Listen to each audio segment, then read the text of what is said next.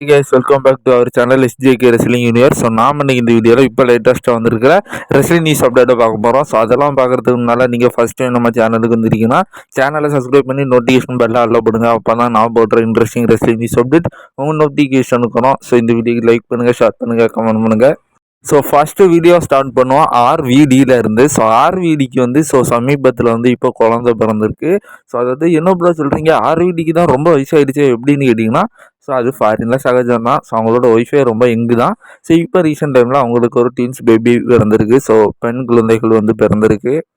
So அடுத்ததாக recent டைமில் வந்து நம்ம ஜேட் காரியல் வந்து ஒரு இன்டர்வியூவில் இருந்திருக்காங்க. ஸோ அதில் அவங்க வந்து சொல்லியிருக்காங்க, ஸோ இப்போ அதாவது ரியர் ஃப்ளை தான் வந்து டபிள்யூடபிள்யூல ஒரு டாப் ஆஃப் த உமனாக வந்துருக்குறாங்க. ஸோ நான் என்னோட ரெஸ்லிங் கரியரில் என்னோட ஒரு ட்ரீம் மேட்ச்சில் வந்து நான் வந்து ரியர் ஃப்ளை கூட ஒரு மேட்ச் பண்ணணும்னு சொல்லி ஆசைப்பட்டேன்.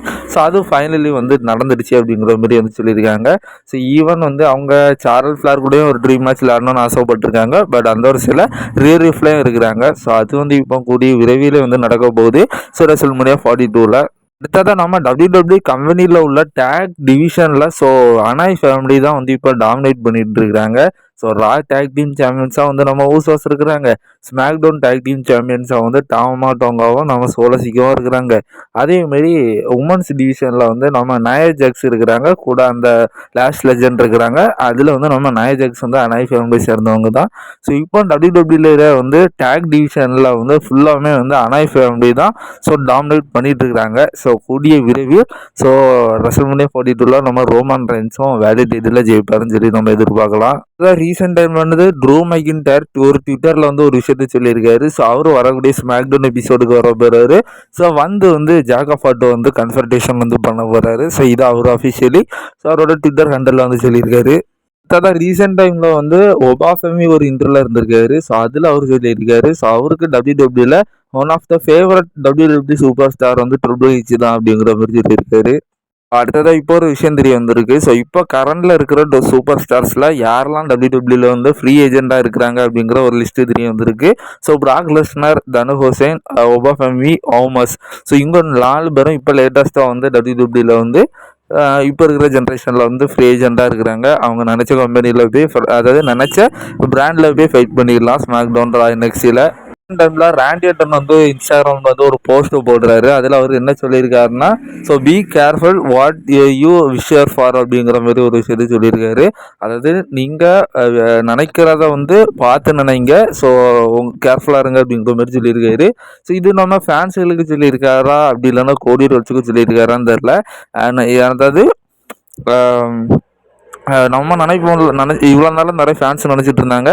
நினைக்கிறாங்க நம்ம 2009க்கான ராண்டி ஆர்டன் வந்து திரும்ப வந்துட்டான்னு நினைக்கிறாங்க அப்படிங்கிற மாதிரி சொல்லியிருந்தோம்ல. ஒருவேளை அது வந்து ராண்டி பண்ணிடுவேன் அப்படிங்கிற மாதிரி தான் சொல்லியிருக்காரு. அதாவது நீங்கள் நினைக்கிறதோ பார்த்து நினைக்க, நான் வந்துட்டா ரொம்ப கொடூரமாக இருக்கும், பி கேர்ஃபுல் அப்படிங்கிற மாதிரி சொல்லியிருக்காரு. அதாவது அவர் அந்த 2009 ராண்டி ஆர்டனை ஃபேன்ஸ் எதிர்பார்க்கறதுனால அந்த விஷயத்தில் இப்போ ராண்டி ஆர்டன் வந்துட்டாருன்னா கண்டிப்பாக கோடியோட நிலைமை ரொம்ப மோசமாக இருக்கும். அதனால நீங்கள் நினைக்கிறதெல்லாம் பார்த்து நினைங்க அப்படிங்கிற மாதிரி அவர் இதில் சொல்கிற வராரு. ஒருவேளை இதை அப்படியே கோடியை பார்த்து சொல்லியிருந்தா என்ன ஒரு விஷயம் நடந்திருக்கும் அப்படின்னு கேட்டிங்கன்னா, அதாவது கோடி வந்து தேவையில்லாமல் ராண்டியை வந்து சீண்டிட்டு அவருக்கு உள்ளே இருக்க மிருகத்தை வெளியே கொண்டு வந்துடக்கூடாது. வந்துட்டா ரொம்ப அதுக்கான ஒரு பின்வெளியை வந்து சந்திப்பா அப்படிங்கிற மாதிரி கோடியை பார்த்து கூட சொல்லலாம். தவளை தன் வாயால் கெடும்னு நம்ம பழமொழி சொல்லி கேள்விப்பட்டிருப்போம். ஆனால் அதை இப்போ நேரில் பார்க்குறேன். அதாவது ரிக்கோஷிட்டு நம்ம எப்போ டபிள்யூடபிள்யூ போனாரோ அப்பத்துலேருந்து அவருக்கு ரொம்ப வாய் அடிக்க ஆரம்பிச்சிட்டாரு. அதை நம்ம அப்டேட்லேருந்து சில அப்டேட்லாம் நம்ம பார்த்தீங்கன்னா அவரை யாசி கழிச்சிருப்போம். அவரை வந்து சில டபிள்யூடபிள்யூ ஃபேன்ஸை ஏசுறது, டபிள்யூடபிள்யூ சூப்பர் ஸ்டார்ஸை ஏசுறது, இந்த மாதிரி தேவையில்லாமல் வாய் அடிச்சிட்டு இருந்தார். அதாவது ஒரு இவ்வளோ நாள் அந்த கம்பெனியில் தான் ஒர்க் பண்ணிட்டு இருந்தார். பட் அந்த கம்பெனி விட்டு போனதுலேருந்து அந்த கம்பெனியை பற்றியே தப்பாக பேசிகிட்டு இருந்தார்.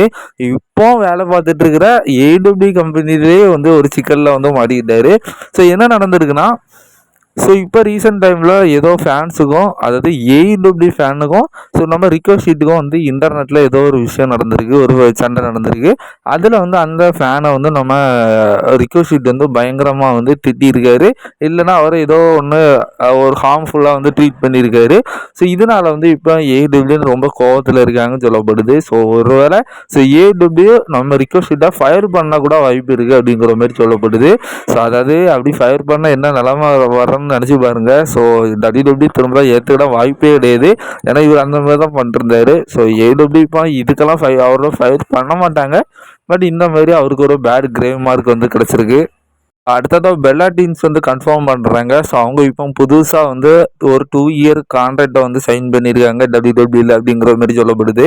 ஸோ அதாவது நிக்கி பெல்லா நம்ம ப்ரீ பெல்லாக்கு முன்னே வந்துட்டாங்க. ஸோ அந்த கான்ட்ராக்டையும் தள்ளி ஸோ இப்போ ப்ரீ பெல்லா இப்போ தானே வந்திருக்காங்க. ஸோ இப்போ இவங்க 2 பேரும் சேர்ந்து புதுசாக வந்து ஒரு 2 வருஷம் கான்ட்ராக்டை எக்ஸ்ட்ரா வந்து சைன் பண்ணியிருக்காங்க அப்படிங்கிற மாதிரி சொல்லப்படுது. ஸோ அதேமாரி ஷெல்டன் பெஞ்சமினும் இப்போ AEWல அவரோட கான்ட்ராக்ட் வந்து எக்ஸ்டெண்ட் பண்ணியிருக்காரு அப்படிங்கிற மாதிரி சொல்லப்படுது. அதாவது எக்ஸ்டெண்ட்னா என்னன்னா, ஸோ இப்போ ஒரு ரெஸ்லர் வந்து ஒரு 4 வருஷத்துக்கு கான்ட்ராக்ட் போட்டிருக்காருன்னா அவர் அந்த கான்ட்ராக்ட் முடியறதுக்கு முன்னாலே இன்னொரு 2 வருஷம் ஆனால் நான் இந்த கம்பெனியில் வந்து ஃபைட் பண்ணுறேன் அப்படிங்கிற மாரி ஸோ அந்த 4 வருஷம் கான்ட்ராக்டை 6 வருஷம் வந்து மாற்றுவாங்க. ஸோ அந்த மாதிரி தான் வந்து இப்போ AEWல ஸோ ஷெல்டன் பெஞ்சமின் வந்து பண்ணியிருக்காரு. ஸோ அவர் எத்தனை வருஷத்துக்கு கான்ட்ராக்ட் போட்டிருக்காருன்னு தெரில. பட் அவர் போட்டிருக்கிற கான்ட்ராக்ட்ல இருந்து இன்னும் எக்ஸ்ட்ரா ஒரு சில வருஷங்களுக்கு ஃபைன் பண்ணுறது மாதிரி அவர் வந்து அந்த கான்ட்ராக்ட் வந்து சைன் பண்ணியிருக்காருன்னு சொல்லப்படுது. இப்போ அடுத்த அப்டேட் வந்து பிரான் பிரேக்கரை பற்றி தான். பிரான் பிரேக்கர் வந்து இப்போ ஒரு ஷோல்டர் இன்ஜுரினால சஃபர் ஆகிட்டு இருக்காரு, நம்ம எல்லாத்துக்கும் தெரியும். ஸோ அவர் வந்து ஒரு சர்ஜரி கூட ஷோல்டரில் வந்து பண்ணியிருக்காரு அப்படிங்கிற மாதிரி ஒரு ரூமர் வந்திருக்கு. ஸோ இப்போ நம்மளுக்கு ஒரு ரூமர் செய்தி கிடைச்சிருக்கு. அதாவது பிரான் பிரேக்கரோட WWE ரிட்டனை வந்து ஸோ இப்போ WWE ரொம்ப வந்து எதிர்பார்க்குறாங்களாம். ஸோ ரெசல்மேனியாக்கு முன்ன வரைக்கும் ஸோ முன்ன எப்போனாலும் வந்து பிரான் பிரேக்கர் வந்து ரிட்டர்ன் வர்றதுக்கு ஸோ WWE வந்து தயாராக இருக்கிறாங்களாம். ஸோ அவருக்கான பிளானையுமே வந்து போட்டு வச்சுட்டாங்களாம். ஸோ பிரான் பிரேக்கர் வந்து மட்டும் ரிட்டர்ன் வந்துட்டாரு, அவரோட இன்ஜுரியெல்லாம் கிளியர் ஆகி அவர் ரிட்டர்ன் வந்துட்டாருன்னா ஸோ அவருக்கு ஸ்பாட்லேருந்து மேட்ச் வந்து வைக்கிற அளவுக்கு அவரோட பிளான்ஸ் வந்து WWE வந்து ஃபிக்ஸ் பண்ணி வச்சுட்டாங்களாம். ஸோ இதனால் யாராலையும் வந்து 100% வந்து சொல்ல முடியாது. ஸோ பிரான் பிரேக்கர் வந்து இந்த வருஷம் ரெசல்மேனியா 42 மேட்ச் பண்ண மாட்டாருன்னு. ஸோ அவர் ரெக்கவர் ஆகிட்டாருன்னா கண்டிப்பாக அவருக்கு வந்து ரெசல்மேனியாவில் மேட்ச் இருக்கும். அது ஒரு நாள் முன்னே ரிட்டர்ன் வந்தால் கூட ஸோ அவருக்கான மேட்ச் வந்து WWE ஃபிக்ஸ் பண்ணிடுவாங்க. ஏன்னா பக்கான பிளான் ஸ்கெட்சை வந்து நம்ம பிரான் பிரேக்கருக்காக போட்டு WWE வச்சுருக்காங்க. ஸோ அந்த லெவலுக்கு இப்போ WWE வந்து பிரான் பிரேக்கரில் வந்து புஷ் பண்ணுற லெவலில் வேறு லெவலில் வந்து ஒரு க்ரியேட்டிவ் டீமோட வந்து வேலை பார்த்துட்ருக்காங்க.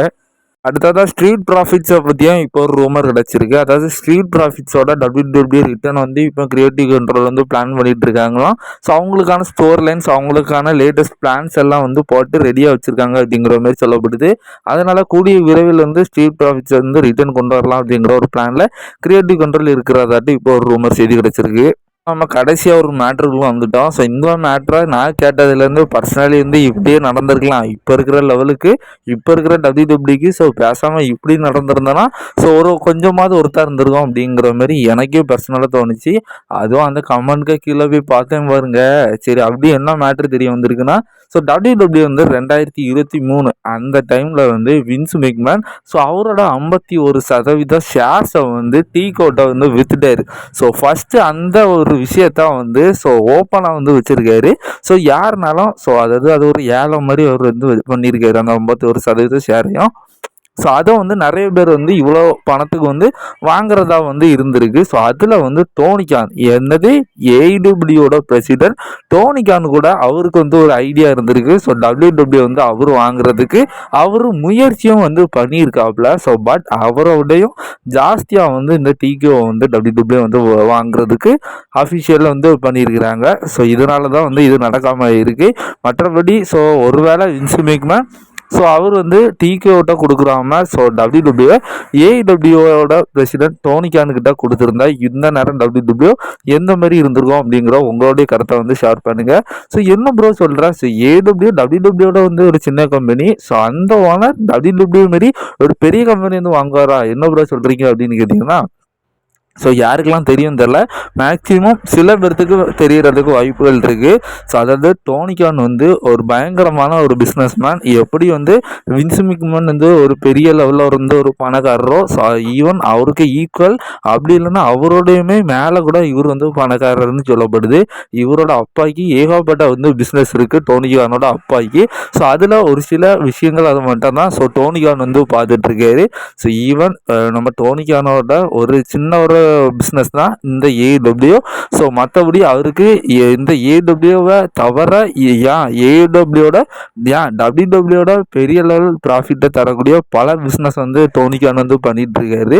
ஸோ அதில் ஒரு சின்ன விதை தான் இந்த ஏடபிள்யூ. ஸோ அப்படிப்பட்டவர் இந்த டபிள்யூடபிள்யூ விடுவாரா? ஸோ அவர் தான் கரை வச்சிருக்காரு. பட் அவரை வந்து அவர்கிட்ட வந்து நம்ம வின்ஸ் மெக்மேன் வந்து கொடுக்கல. ஸோ அது சில பஞ்சாயத்து இருந்திருக்கலாம். ஸோ நீங்கள் என்ன நினைக்கிறீங்க? ஒருவேளை டபிள்யூடபிள்யூ ஸோ டிகேக்கு போகாமல் ஸோ அந்த 51% ஷேரும் நம்ம டோனி கான் வாங்கியிருந்தால் இந்த நேரம் டபிள்யூடபிள்யூ எந்த மாதிரி இருந்திருக்கும்னு சொல்லி உங்களுடைய கருத்தை கமெண்ட்டில் தட்டுங்க. ஸோ நான் இந்த ரூமரோட கமெண்ட் செக்ஷனில் போய் பார்த்தேன். பல ஃபேன்ஸ் வந்து பேசாமல் அப்படியே நடந்திருக்கலாம்னு சொல்லி யோசித்தாங்க. ஸோ காரணம் என்னென்னா, ஸோ ஒரு பேப்பரிலே கிட்டத்தட்ட 12 மேட்சை வந்து ஏடபிள்யூ நடத்துவாங்க. அதுவும் ஒவ்வொரு மேட்சும் 50 நிமிஷத்துக்கு மேலே வந்து ரன் ஆகிட்டு இருக்கும். ஸோ அதுவும் அதோட குவாலிட்டி நம்ம சொல்ல தேவையே கிடையாது. ஸோ ஸ்டோர் லைனுக்காக தான் நம்ம வந்து டபிள்யூடபிள்யூ வந்து பார்க்க வேண்டியிருக்கு. மற்றபடி மேட்சோட குவாலிட்டி எல்லாமே வந்து ஏடபிள்யூ தான்.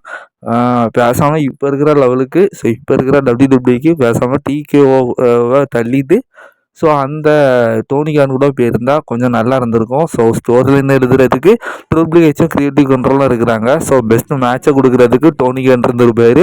ஸோ ஒரு தரமான ஒரு மாஸ்டர் மைண்டுக்குள்ளே போயிருக்கோம். பட் அது எல்லாம் மிஸ் ஆகிட்டு. ஸோ இதெல்லாம் பற்றி நீங்கள் என்ன நினைக்கிறீங்கன்னு சொல்லி உங்களுடைய கருத்தை கமெண்ட் எடுத்துட்டுங்க.